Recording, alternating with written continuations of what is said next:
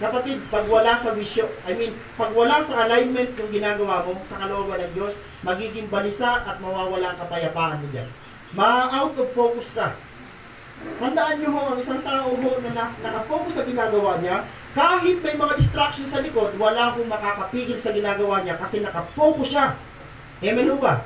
Ang simbahan natin, nakafocus tayo ho saan? Kay Jesus. At hindi tayo nakafocus sa mga distraction. Amen ho ba? Kaya ang sentro ng simbahan si Jesus, para doon lagi tayo titingin. Pag may mga issue, balik ka kay Jesus. Kasi kapag tinutukan mo ang issue, mapupostpone. Maaari ka manghina, maaari kang hindi na manghina, maaari ka pang mawala.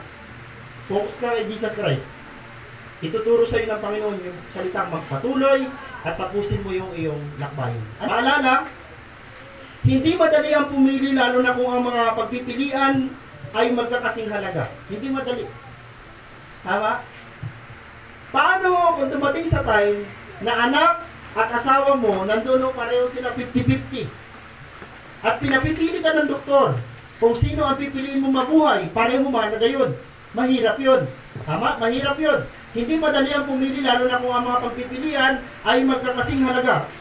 Subalit kung kasama ang Panginoon sa mga pagpipilian, lagi mo siyang unahing piliin sapagkat siya ay higit sa lahat. Amen. Huwag niyo ikumpara si Lord sa iba. Pastor, pipiliin ko ba si Lord o kayong asawa ko? Sino ba ang... Huwag natin i-compare ang asawa natin sa Diyos. Huwag natin i-compare ang Diyos sa trabaho. Lagi siyang ahead. Amen. Amen. Laging ahead ang Diyos. Subalit kung kasama ang Panginoon sa mga pagpipilian, lagi mo siyang unahing piliin sapagkat siya ang higit sa lahat. Piliin natin ang Panginoon. Yan ang hamon natin. Piliin natin si Lord. Okay? Lagi tayong maglaan ng oras para makinig sa kanyang mga turo at magbasa ng Biblia. Pakinggan natin mabuti ang kanyang mga paalala.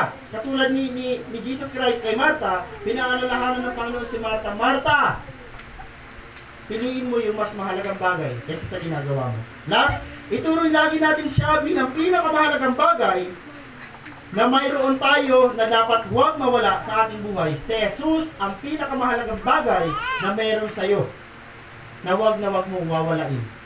Amen po ba? Huwag mong pawawalain ng Panginoon. Then yan ho ang challenge sa atin, choose Jesus.